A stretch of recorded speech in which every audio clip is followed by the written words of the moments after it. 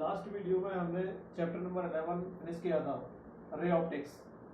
अब chapter number 11 और chapter number 12 दोनों मिलाकर के एक यूनिट है आपकी, जो 9 नंबर की है।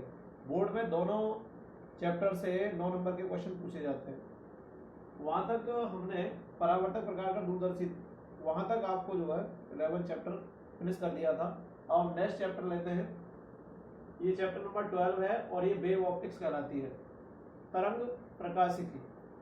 पहला जो चैप्टर था 11 चैप्टर वो रे ऑप्टिक्स था, ठीक है, और ये वेव ऑप्टिक्स है।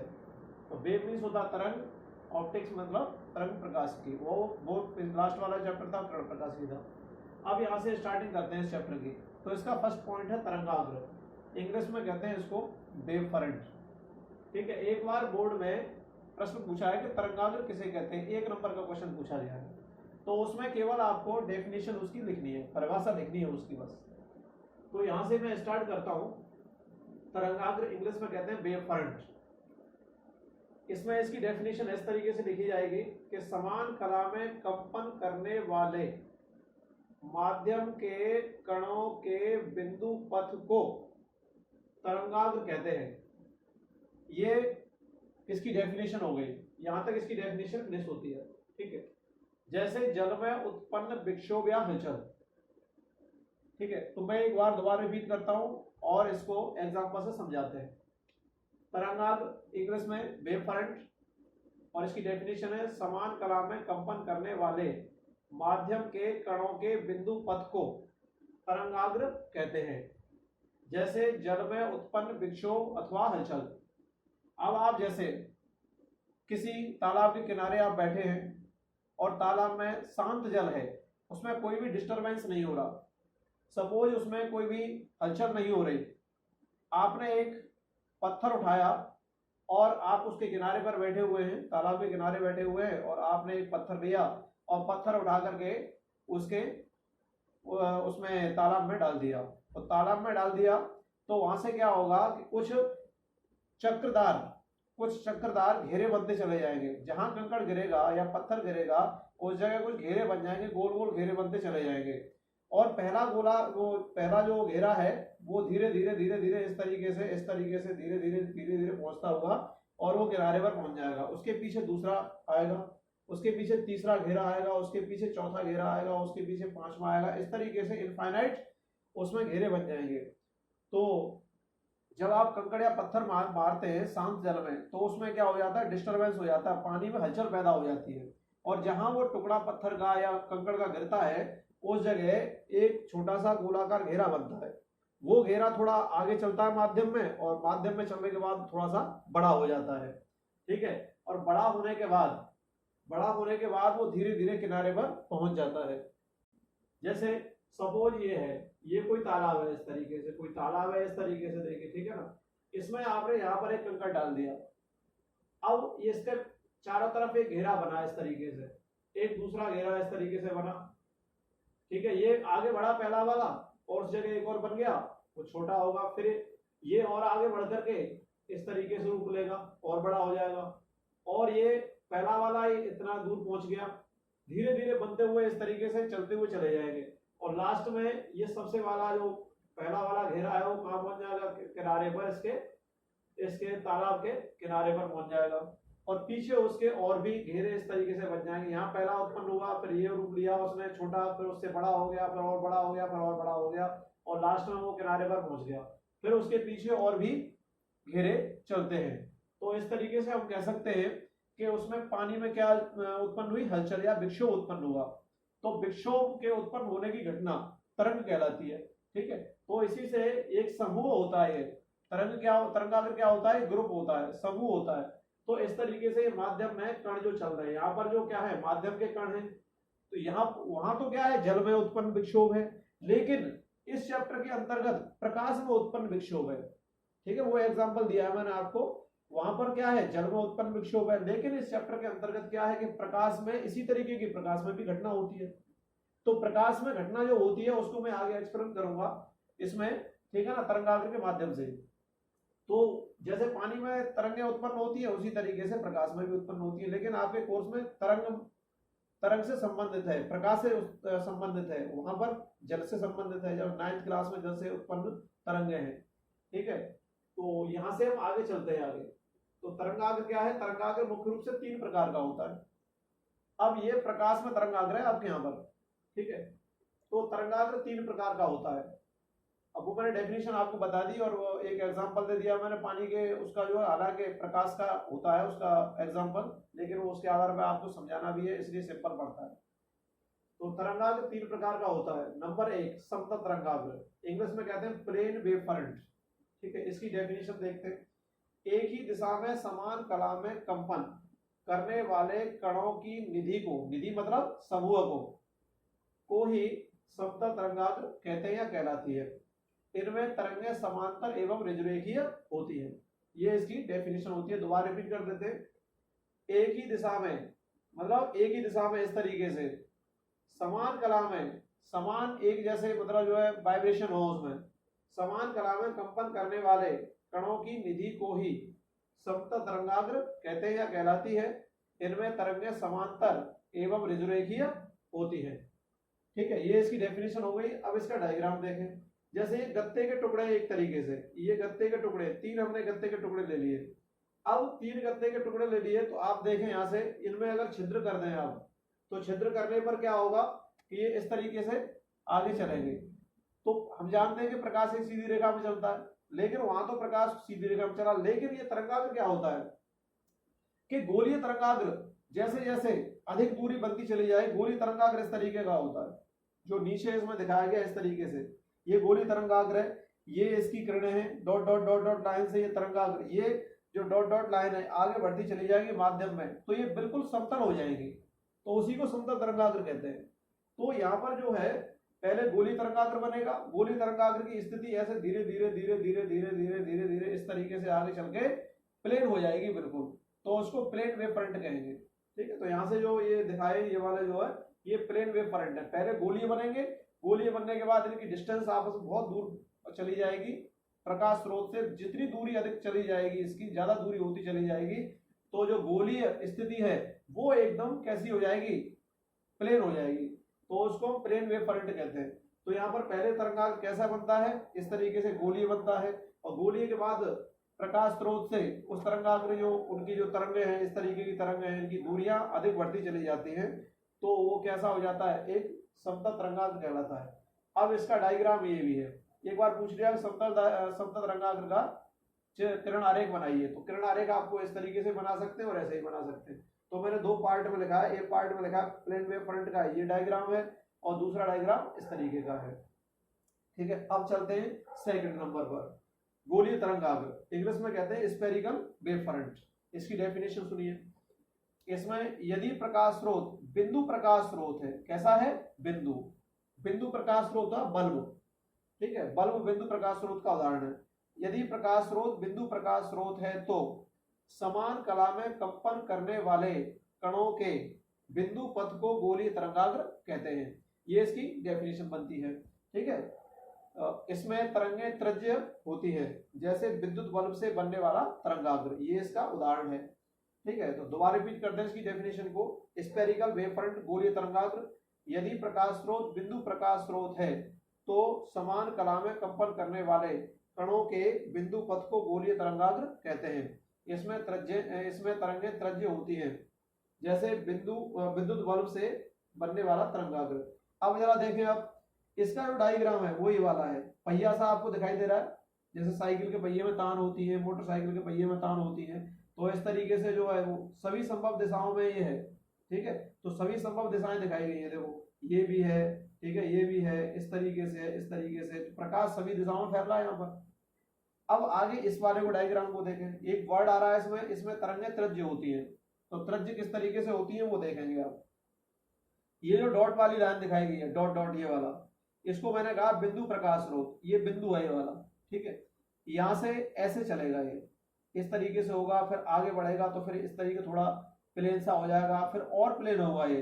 तो इस तरीके से बल्ब देखा होगा आपने, तो बल्ब अगर बीच में लटका दें कमरे के, तो वो चारों तरफ इस तरीके से गोलाकार रूप बनाता है, और गोलाकार रूप बनाता है वो माध्यम में जो कण है वो आगे बढ़ते हैं और समान कला में कंपन करते हैं।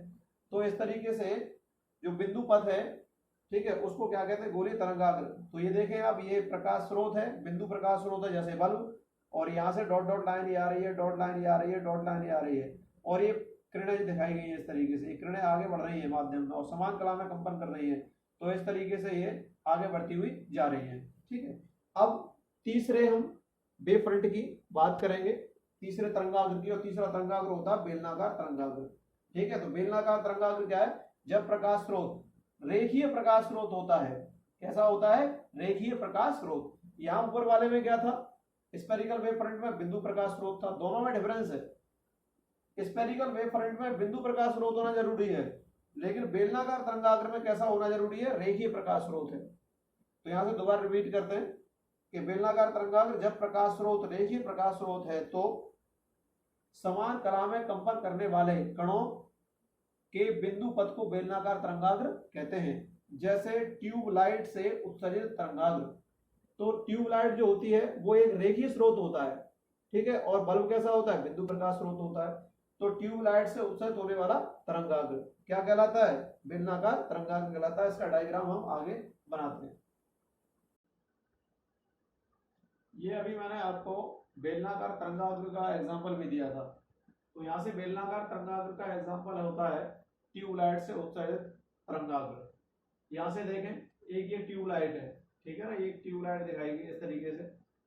यहाँ पर देखें, ये जो लाइन है, ये वाली लाइन, ये रेखीय प्रकाश स्रोत को रिप्रेजेंट करती है। ये एक जो लाइन दिखाई गई है, ये इस तरीके से ट्यूबलाइट पूरी होती है, और एक सिलेंड्रिकल शेप होती है, इसकी बेलनाकार शेप होती है। तो यहाँ से इसकी जो शेप दिखाई गई है वो रेखीय प्रकाश स्रोत इस तरीके से दिखाया गया है।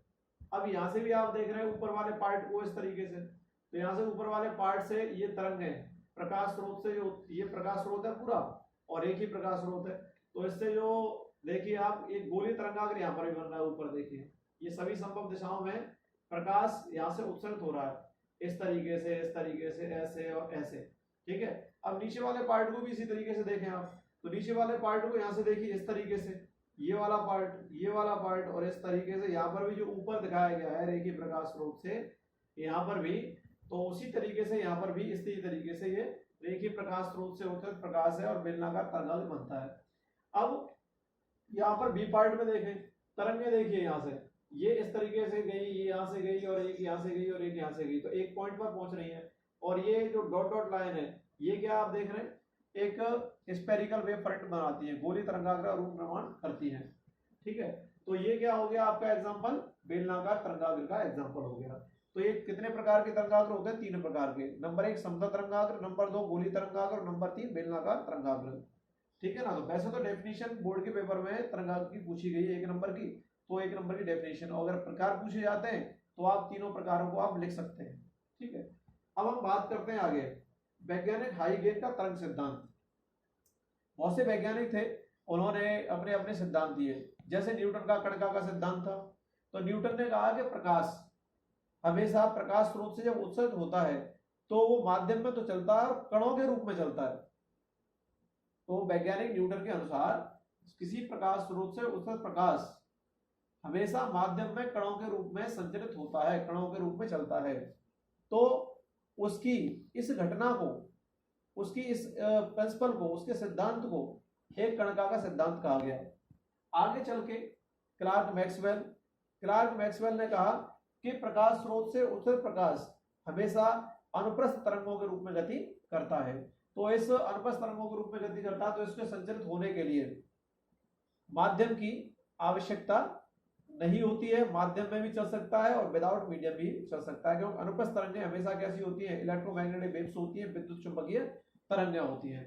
तो इस तरीके से उसने, न्यूटन ने कहा कि कणिका के रूप में चलता है, और क्लार्क मैक्सवेल ने कहा कि प्रकाश तरंगों के रूप में गति करता है। तो प्रकाश की प्रकृति किस प्रकार की हो गई, द्वि प्रकृति हो गई, द्वैतीय प्रकृति कहलाती है। इसी में हाइगेन ने भी कहा था कि प्रकाश हमेशा तरंगों के रूप में संचरित होता है। ठीक है, तो इसका जो सिद्धांत है वो इस तरीके का है कि हाइगेन का तरंग सिद्धांत, इसके अनुसार प्रकाश तरंगों के रूप में सभी संभव दिशाओं में माध्यम में 3 × 10⁸ मीटर प्रति सेकंड से गति करता है। तो हाइगेन ने क्या कहा के हाइगेन के अनुसार प्रकाश तरंगों के रूप में, किसके रूप में, तरंगों के रूप में सभी संभव दिशाओं में और किसमें, माध्यम में, कितनी चाल से, 3 गुणा 10⁸ मीटर प्रति सेकंड की गति से चलता है या गति करता है। किसमें चलता है, माध्यम में चलता है। और किस रूप में चलता है, तरंगों के रूप में प्रकाश गति करता है। प्रकाश तरंगों के संचरण के लिए एक सर्वव्यापी माध्यम, इसने कहा कि प्रकाश तरंगों के संचरण के लिए मतलब गति करने के लिए एक सर्वव्यापी माध्यम चाहिए। और सर्वव्यापी माध्यम का मतलब है जो सभी जगह व्याप्त हो। तो सर्वव्यापी माध्यम एवं समांगी माध्यम, कौन सा माध्यम, समांगी माध्यम। तो इसका पूरे का नाम कह सकते हैं कि सर्वव्यापी एवं समांगी माध्यम। और उस माध्यम का नाम क्या रखा गया, ईथर। ये लिखा है मैंने यहाँ पर ईथर, उसका नाम दे दिया ईथर। केमिस्ट्री वाला ईथर नहीं है, ये एक माध्यम का नाम है ईथर, ठीक है।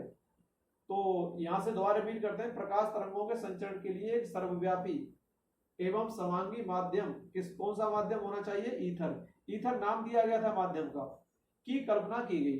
उसने एक ईथर माध्यम की कल्पना की और उसने कहा कि ईथर माध्यम एक ऐसा माध्यम है जिसमें के प्रकाश हमेशा 3 गुणा 10⁸ मीटर प्रति सेकंड से और माध्यम में तरंगों के रूप में गति कर सकता है। इसलिए उस माध्यम की कल्पना की गई और उस माध्यम का नाम ईथर रखा गया। आगे चलते हैं। यह माध्यम भार ही, इस माध्यम के क्या गुण थे, तो इस माध्यम के जो गुण थे वो ये थे कि यह माध्यम कैसा था, भारीन था। भारीन का मतलब है इसमें वेट लेस हो, वेट नहीं हो उसमें, उसको भारीन माध्यम कहते हैं। और दूसरा गुण क्या था, पूर्ण प्रत्यास्थ, कैसा था, परफेक्टली इलास्टिक था, ये पूर्ण प्रत्यास्थ था। एवं इसका जो डेंसिटी थी, घनत्व कैसा था, अल्प घनत्व, तो अल्प घनत्व का था। तो इस माध्यम के गुण कौन कौन से थे, दोबारा रिपीट करते हैं। यह माध्यम भारहीन था, भार रहित था, मतलब भार नहीं था इसमें, ठीक है ना। और दूसरा कैसा था, पूर्ण प्रत्यास्थ था। एवं तीसरा इसकी प्रॉपर्टी क्या थी, गुण था, अल्प घनत्व का था, ठीक है। तो 3 बातें थी, भारहीन, पूर्ण प्रत्यास्थ एवं अल्प घनत्व का था। इस माध्यम में तरंगों का वेग, ये हम बता चुके हैं, आपको एक सूत्र बता चुके हैं, ऊपर हम इस सूत्र को यहां पर भी लिख देते हैं। ये सूत्र है, देखिए सूत्र क्या है, तरंगों की चाल b बराबर √E/d, ठीक है। इसका हम डेरिवेशन भी कर सकते हैं, ठीक है, विमीय विश्लेषण विधि द्वारा। तो v √E/d, E क्या है यहाँ पर, प्रत्यास्थता, माध्यम की प्रत्यास्थता, और d क्या है, माध्यम का घनत्व। अब इसमें बताइए, आप देखिए अल्प घनत्व की वैल्यू डेंसिटी क्या होगी, कम होगी। तो यहां से आप देख रहे हैं कि v is directly proportional to क्या हो गया, E, and v is inversely proportional क्या हो गया, d। अब हमें v की वैल्यू ज्यादा चाहिए, v क्या चाहिए, ज्यादा चाहिए, मतलब वेलोसिटी किसकी ज्यादा चाहिए, प्रकाश की। अब प्रकाश की वेलोसिटी कब ज्यादा हो सकती है, जब उसकी प्रत्यास्थता क्या हो, अधिक, ठीक है, अधिक प्रत्यास्थता हो, क्योंकि समानुपाती का चिन्ह आ रहा है यहाँ पर, ठीक है। तो अधिक प्रत्यास्थता होगी तो b की वैल्यू क्या हो जाएगी, प्रकाश की चाल अधिक हो जाएगी। और दूसरा क्या है, d की वैल्यू, d मतलब डेंसिटी, माध्यम का घनत्व। यदि माध्यम का घनत्व कम होगा तो प्रकाश की चाल क्या होगी, अधिक होगी, क्योंकि यहाँ पर क्या है, व्युत्क्रमानुपाती और अंडर रूट में वैल्यू है ये। तो d की वैल्यू क्या होगी, कम होगी, जितनी कम होगी प्रकाश की चाल उतनी ही अधिक होगी। और यहाँ पर प्रत्यास्थता जितनी अधिक होगी प्रकाश की चाल भी उतनी अधिक होगी। तो ये फॉर्मूला है ये v = √E/d से, ठीक है ना। E क्या है, माध्यम की प्रत्यास्थता, और इसमें d क्या है, माध्यम का घनत्व, v क्या है, प्रकाश की चाल। तो v is directly proportional to √E, E अधिक होने पर v अधिक होगा। दूसरा यहाँ पर d कम, जितना कम होगा उतना v अधिक होगा। तो यहां से देखें, इस माध्यम में तरंगों का वेग v बराबर √E/d, ये लिखा हुआ v बराबर √E/d होता है, जहां E माध्यम की प्रत्यास्थता एवं d माध्यम का घनत्व कहलाता है। तो इस तरीके से ये प्रकाश के तरंगों की चाल इस सूत्र से ज्ञात की जा सकती है। ये किसका सिद्धांत है, हाइगेन का तरंग सिद्धांत। अब आगे चलते हैं, यहां से ये एक आध बार पूछ लिया, और इसमें भी 2 टॉपिक आएंगे आगे चल के, उन टॉपिकों का हम एक्सप्लेनेशन करेंगे और डेरिवेशन भी निकालेंगे, ठीक है। तो अभी यहां से और देख सकते हैं आप, अगला टॉपिक है हाइगेन की द्वितीयक तरंगिकाओं का सिद्धांत या परिकल्पनाएं, ये इंपोर्टेंट बन जाती है आपकी, ठीक है ना। ये क्या बन जाती है, इंपोर्टेंट बन जाती है। इसमें से 3 परिकल्पनाएं होती हैं, ठीक है, तो यहाँ ये याद करनी पड़ेगी आपको। हाई गेन की द्वितीयक तरंगिकाओं का सिद्धांत या परिकल्पना कह सकते हैं, परिकल्पना पूछ ले या सिद्धांत पूछ ले तो इस तरीके से आपको लिखना होगा।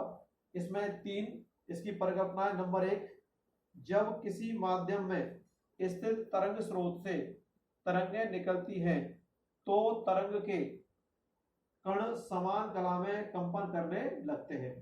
ये जो यहाँ मैंने लिखा है इसका मतलब ये हुआ कि जब किसी माध्यम में स्थित तरंग स्रोत से, तरंग स्रोत जानते हैं प्रकाश स्रोत होता है, और प्रकाश स्रोत से प्रकाश निकलता है और वो किस रूप में निकलता है, तरंगों के रूप में निकलता है। ठीक है, तो जब किसी माध्यम में स्थित तरंग स्रोत से तरंगें निकलती हैं तो तरंग के कण कैसे कंपन करते हैं, समान कला में कंपन करते हैं, कंपन करने लगते हैं, तरंगाग्र कहलाता है। ये इसकी पहली परिकल्पना हो गई। हालांकि डेफिनेशन किसकी हो गई, तरंगाग्र की हो गई, और पहली परिकल्पना भी हो जाती है। अब दूसरे पॉइंट की बात करें। दूसरा पॉइंट है यहाँ पर, तरंगाग्र पर स्थित माध्यम का प्रत्येक कण, तरंगाग्र पर स्थित जो माध्यम का प्रत्येक कण है, क्योंकि तरंगाग्र गोलीय होता है, बेलनाकार होता है, ठीक है, और समतल होता है। तो गोलीय बनता है और बेलनाकार बनता है, और जैसे जैसे माध्यम में आगे बढ़ता चला जाता है तरंगाग्र, तो वो कैसा रूप धारण कर लेता है, समतल तरंगाग्र का रूप धारण कर लेता है।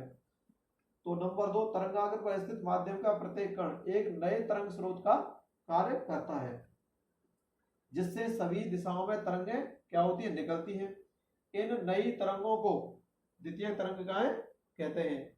इन नई तरंगों को क्या कहते हैं, द्वितीय तरंगिका कहते हैं। दोबारा रिपीट कर देते हैं। तरंगाग्र पर स्थित माध्यम का प्रत्येक कण एक नए तरंग स्रोत का कार्य करता है, जिससे सभी दिशाओं में तरंगें निकलती हैं। इन नई तरंगों को द्वितीय तरंगिकाएं कहते हैं।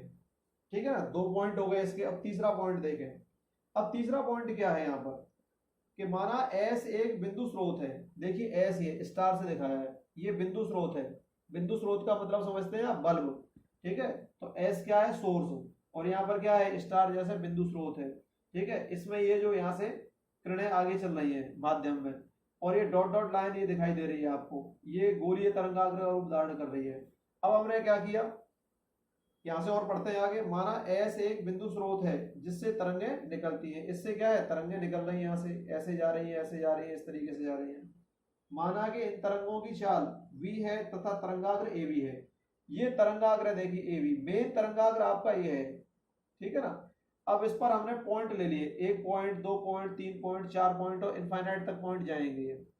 इन पॉइंटों को हमने सेंटर पॉइंट माना, पहले को भी, दूसरे को भी, तीसरे को भी, चौथे को भी, इस तरीके से 5वें को। इनफाइनाइट पॉइंट है इस पे, तो इनफाइनाइट पॉइंट ले सकते हैं, 4-5 दिखा दें आप।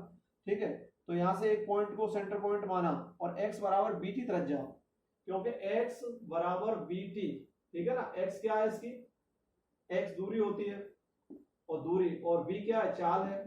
ठीक है, और t क्या है, समय है। ठीक है, तो t समय में कितनी दूरी तय करेगा, तरंगाग्र x दूरी।